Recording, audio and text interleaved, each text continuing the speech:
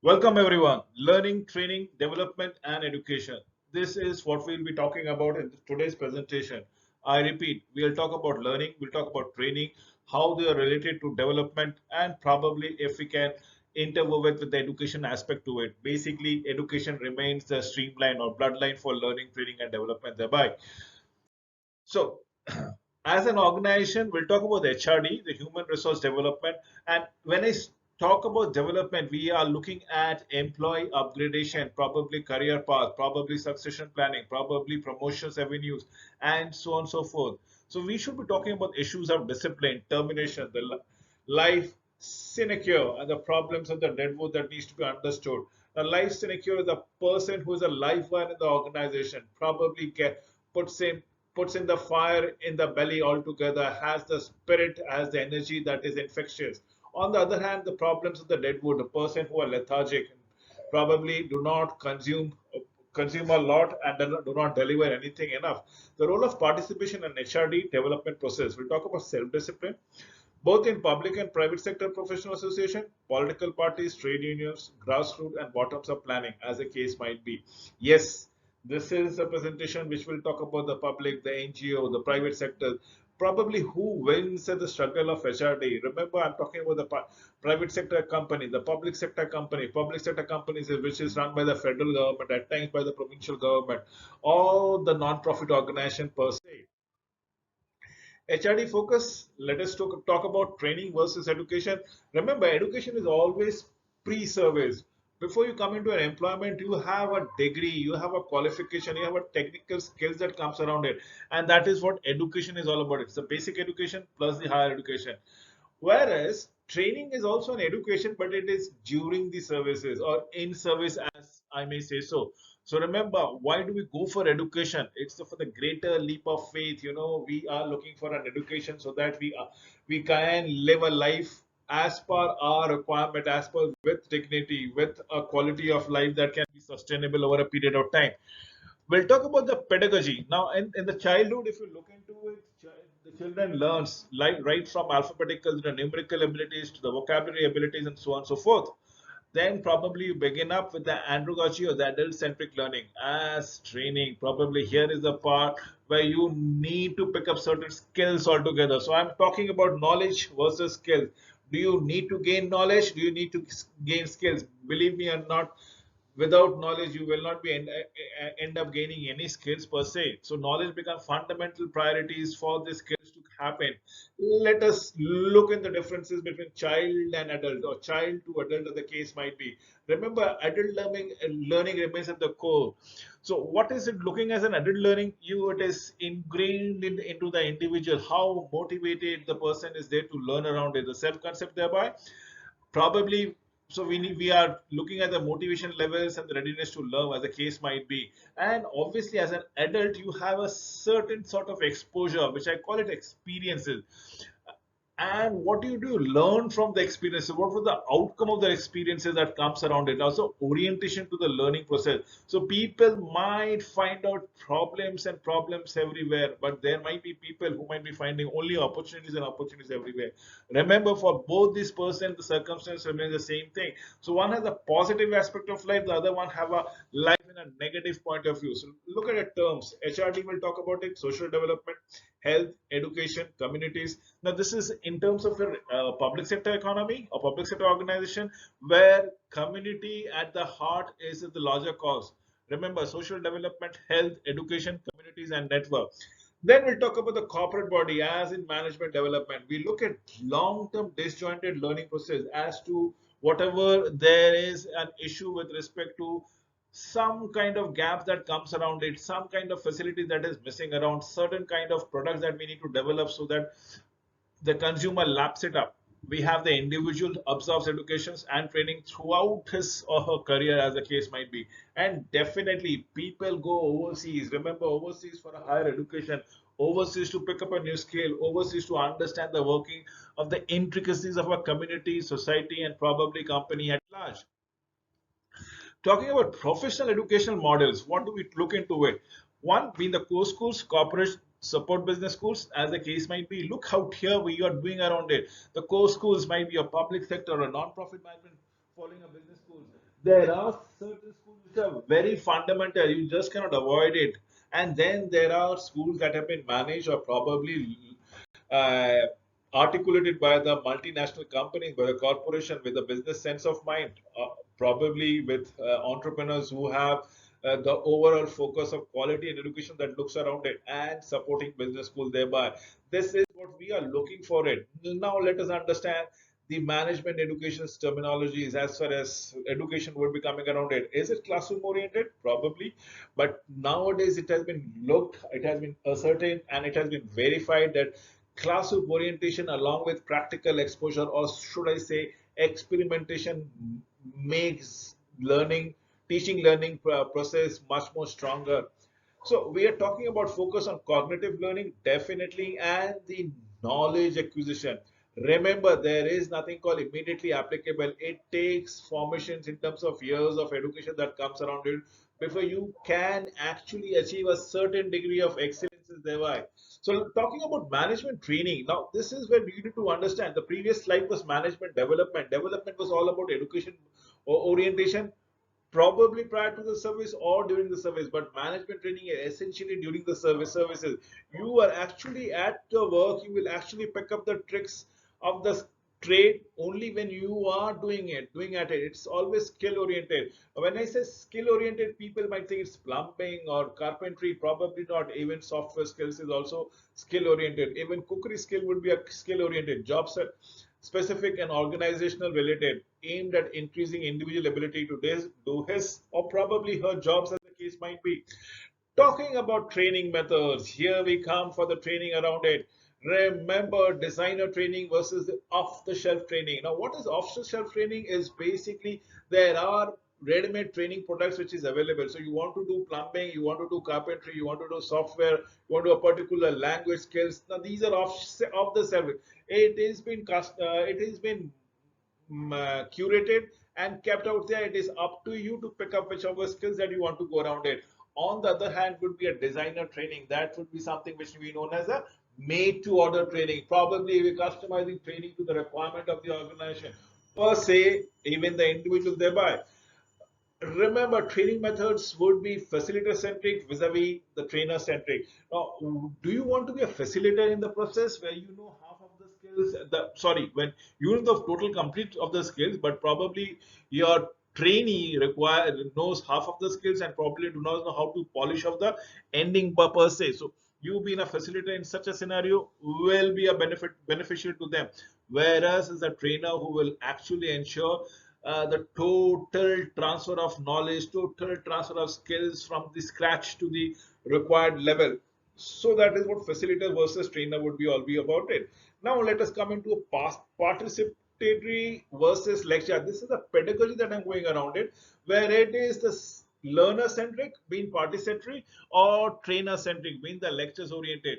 So remember, lectures would be one based scenario where the professor, the faculty, the trainer would be speaking, anticipating if there are any questions that comes around it. Wherever, on the other hand, it will be participative, it will be completely classroom led, and the trainer becomes more or less manicure or navigates the process and tries to deliver the knowledge thereby. So approaches of training, we have few approaches. We have the formal training thereby. Remember that formal training is a must requirement nowadays, probably which includes lectures, case studies, simulation as a scenario. So you people are watching this video, probably part of a concise section of a lecture. Then we can have case study where people would be given a certain situation, certain simulation, and probably outcome they need to verify accordingly. They bring out their findings. A discussion has been carried on, probably sought to find out the best possible solution, and of course simulation would be the real life simulations which happens under a lab conditions. How do you react and what are the outcomes thereby? So yes, this is what the case study is all about. It's a complete discussion that I've been trying to tell it to you. Now let us talk about the off-the-job trainings, as the case might be. What exactly would be there on the job training? We can have a coach, we can have a mentor, we can have a job rotation. Simple and steady method where a coach person will be actually coaching you, actually instructing you what to do, what not to do. Mentoring would be basically where the mentee will actually follow The mentor, without having any direct intervention, the mentor would only guide them as and when our mentee is going the wrong way around. So mentoring would be mentee centric, coaching would be trainer centric or the coach centric. On the other hand, job rotation would be experiences oriented, wherein a person is or an incumbent is rotated into a number of job profiles within the organization, which gives them a bird's eye view to understand how the organization is actually functioning. Yes, the learning cycle is all about abstract generalizations. We talk about the active experimentation as the case might be, the concrete experiences and the observations and the reaction. And what is active experiences? Experimentation, it is what is happening in the real life situation. Now, with those active experimentation, how do you participate? How do you regulate? How do you manipulate? We can't come around with the concrete experiences thereby. And definitely, yes, about the observations, the reflection thereby. So let us understand on the job behavioral influences. On the job behavioral influences. Remember, the moment I say on the job, it's absolutely real life situation. The real life situation, it will not be identical to a classroom or a theoretical or a lab situation. It will have its own climate, its own office, its own ambience, its own culture altogether. On the other hand, the personal characteristics would be intelligence, the culture, the biological, etc., that you keep on prepping it down. So we have the physical environment, we have the personal environment, we will have the collegial environment, as in their co-workers, your superordinates, your subordinates.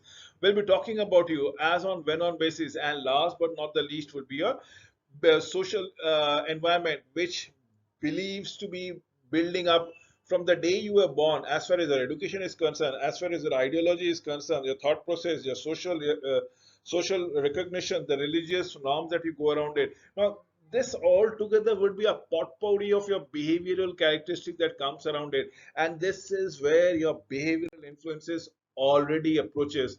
Remember, we come to the training and organization development. In an OD basis, on the development basis of an organization, it's a field analysis where you actually go onto the field to see what is happening and how do you proceed around with it. Then comes the process observations. Process observations will be actually telling it to you as to what the process has been done, what are the fine steps, what are the milestones that has to be completed, what are the network, the nodal things that needs to be ascertained. We have the problem diagnosis as the case might be. So field agents and training, yes, I have given you two picks which actually goes around a field agents where actually a person has gone into a field or probably on a farmland and looking what's the pesticides or the quality of the soil, probably actually seeing it with his own eyes and doing it on the other hand. On the other hand, I have a pick of a training where there are a lot of trainees and a trainer actually is depicting, deciding upon whatever things that needs to be whatever the topic of the day is being carried out there. So this is what field agents and trainings would be going around it. Let us understand the non-formal training. We are talking about support groups, we are talking about professional association, study circle, travel, and site visit. Now remember, we have industry visit, we have site visit, we have field visit. We actually see things as it happens, as on one-on basis. Yes, the transformation. Human resource development planning, the most important importance of a baseline planning. Remember, if you cannot look for the upgradation of your employee, it is not going to benefit the organization. The rule of the thumb, the wider the target, the less practice the planning is required. If the target is narrower, the more the practices it will be requiring to achieve your target. So if it is a wider target, probably you will achieve at certain point of time. But the narrower target, the more specific the target, it becomes very, very intensive planning is required as the case might be. We are talking about human resource development planning. Talking about the baseline planning, let us understand what is macro planning and the countrywide planning. Macro planning is basically, or should I say, countrywide planning is basically talking on a larger scale, probably on a national country basis, on a length and the breadth of the country. We are looking at a bird eyes view altogether. Whereas sectoral planning might be regarding to a single sector, for example, agriculture, for example, pharmaceutical, for example, hospitality, for example, uh, mm, let's say cement industries. Now, what are we looking into? It's per particular sector that comes around it. Similarly, the functional planning would be all about engineers, engineers in cement industry, engineers in pharmaceutical, engineers in hospitality, engineers in agriculture, and so on and so forth. Then we have got subnational planning, or should I say provincial planning, planning at the very local level. We are fragmenting the planning into smaller steps. The more, if you can fragment it further, it becomes into an institutional planning, or let's say an organization level single unit planning. Talking about skill analysis, individual focus is what we are talking about. Look, how do they build this particular topic from the length and the breadth of the country to fragment it into a sectors, probably then to a function, then to a provincial levels and institutional or organizational level, and ultimately it comes down to your individual level, as the case might be. An individual level is all about human resource development. Remember, we need to be talking about project versus program management planning. We are talking about implementation, institutional capacity assessment. Focus on HRD remains of the primal importance, as the case might be. We talk about human resource development, development management, planning, and policies. This is what the topic is all about. It. Remember, the topic remains learning, training, development, and education. So, yes, the focus should be on education. If we have an educated mass, if we have an educated youth, half of your problem is already solved because they can understand the issue minutely. Public administration becomes easier, development administration becomes more feasible and acceptable. Potential for development administration enhances by leaps and bounds. Let us understand the role of non-governmental organization or private venture organizations, social movement, unions, and cooperative, as the case might be. What are we looking into it? We are looking at the community scale growth. We are looking goodness at or largeness at the community level. So let us understand the problems thereby which needs to be plagued around it. At times we bring in a consultant, we bring in an expertise who might have the knowledge but doesn't have the local relevance or the application of the local sense that comes around it. The cultural sensitivity is missing. So what does it comes? It doesn't. The consultant, the expert, despite being highly trained or highly educated, or should I say vividly practiced and a subject matter expert, becomes ineffective just because they are not very sure about the cultural sensitivity. So that is what expected consultant becomes a problematic scenario. All trainers who are off the shelf are rotate learning as such, as a rotate training that comes around it. The trainers who cannot be sensitive and cannot be flexible, or should I say cannot assimilate the cultural vibes and the community vibes, thereby becomes an impediment for the training. We have the ethnocentric skills. The ethnocentric skills are very specific to a country altogether. Remember, for the European countries, the ethnocentric skills will be different than the Asian one. The Asian countries, the ethnocentric skills will be different than the African one. Then we have the Francopan or the Spanish, or should I say the second language, the first language, the preferences that comes around it that needs to be understood every moment, and they are there. So talking about education and training, let us talk about the knowledge base. The problem of bounded knowledge, no shortcuts to education. Sure about it. The keys to short-term experiences is designer training, organizational development, be it public sector or a higher sector education that comes around it. I need to tell it to you, and that's the reason why I've put this particular side. In the training and the education, there might be certain gaps which we need to bridge it around. That can be done with a 3 to 6 weeks of a training course, probably in country or overseas. You might give it an exposure overseas, or probably within the industry itself. 3 to 6 weeks of training program that comes around it can substitute for the experience of the education university. Training best focuses on skill, not complex systems and knowledge, as the case might be. So we need to understand what we are looking out here. Training should be focused on the skills and not probably how the system operates, how the knowledge percolates per se. So temptation of bridging trainings is extent to which administrative culture reflect to the higher degree of paternalism, how concentration the power is all about it, what are the pedagogy that comes around, or what are the culture that is very fluent and um, and probably is relevant in an organization. So we need to understand this and probably go for the training. So one need flexible people with flexible mind for training altogether. So yes, to extent to which administrative culture reflects to the higher degree of paternalism, and there is a requirement for flexible people with a flexible mindset, as the case might be.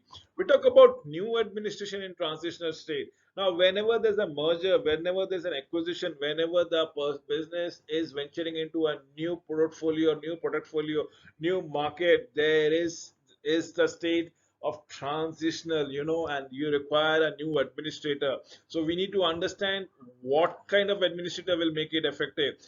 There is also this temptations of being the first versus the second generation. You remember the bridging generation can block the next generations altogether with a veto power that comes around is as if they have been there, done that kind of feeling, that deja vu feeling that comes around it. First versus the second generation. So can we have a proper communication? Can that be articulated in a much better fashion?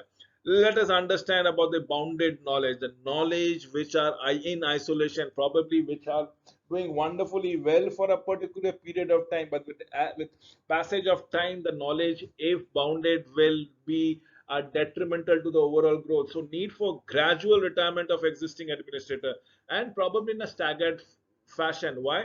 This will maintain a good mix, a healthy mix of experience and a novice energy altogether. Experienced people with a raw energy of energy, people with who are very progressive and who are very aggressive with the approach as far as the running of the company is concerned. Problems with the bounded knowledge is the time factor. Did I say any knowledge might be very successful, but for a period of time, once the time passes, you need to enhance the knowledge or you need to get it passed also. You cannot keep in a hold of the knowledge by the thinking that this is going to survive you for next few couple of centuries per se. So time factor is very important. Professional and technical skills and the art of the management. We'll talk about the administrative culture, issues of debate, discussion within the public service, problem of conformity as a case might be. Talking of criticism of the tunnel vision, mentality of old nuts, bolts mechanism with the context of a centralized state as the case might be. Yes, this is where people have narrow vision. If they are looking out, if people are having narrow vision or people are of myopic in nature, they do not want to see on a longer term basis. So you need to understand this tunnel vision. You need to be flexible, you need to be opportunistic, and you need to make most of whatever is given to you. So yes, your mentality should be much more flexible as the case might be. We'll talk about it. Education. Remember, we need to understand that degrees, what we are looking into it, the entry requirements, the qualification as the case might be, how do we proceed, what can be done, how do we go ahead with it, the role of the university programs, and so on and so forth. The education and training, the prospects and the limits of the training, problems of management style is a basic technique, the basic process. For example, the computers, the quantitative skills. People might be very fluent with computing skills, but as far as quantitative knowledge goes around it, people flounder and people are not very comprehensive about it. So how much conscientious reasoning is required? This is to be understood as the prospects and the limits of the training. What can be done? What can be the overall objectives of the organization thereby? We should talk about the development management versus management development. You remember, this is very pertinent. People are talking about development of the organization, improvement in the return on investment, improvement in the EPS, earning per share. But what about management development? How do you go across it? Do you actually make some sense about human resource development, about employee development, about skilling them, upskilling them? So it's again the same story with which come first. It should management development come first or development management come first? It's like the chicken and egg story that comes around it, either the chicken or the egg. So we talk about educations in public management, personal management, financial management, management education system, the master degree in the professional degree. So we talk about public policy analysis, issue areas, public administration. We talk about political institution and process, the macro, the microeconomics, development policy, management of NGOs, as in various bases for education, learning, training, and development thereby. So the role of overseas education, what is exactly an overseas exposure means to a person altogether. Now there might be a lot of problems with the technical assistant. Let's say the role of the donor or the policy process, the donor provisions of planning and administrator, the attractiveness of the bridging time training, and the brain drain issue. Many a times it has been seen the third world country, uh, just because you people, the best of the brains have been given a proper exposure to the first world countries, they actually lap onto the opportunity and hang in on there. They do not come back to their country, the country of your residence or country of your birth, to serve it, probably depriving the country for with their intellectual abilities that could have been done around it. So this needs to be understood for training and education thereby.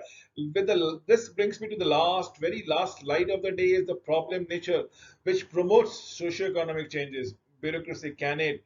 Now, this is what we need to understand as for what can human resource development background can comes around it. The legacy remains the same thing, which might be a stratified civil service, be it your segregated class-based system, elitist system, generalist system, on the legal team, on the technical team, extractive, law and order. As the case might be, the human resource development, you need to understand what is learning, what is training, what is development, what is education, and how does it benefit the country, the society, and the community at large. With this, I come to an end of this presentation. Thank you for watching this video.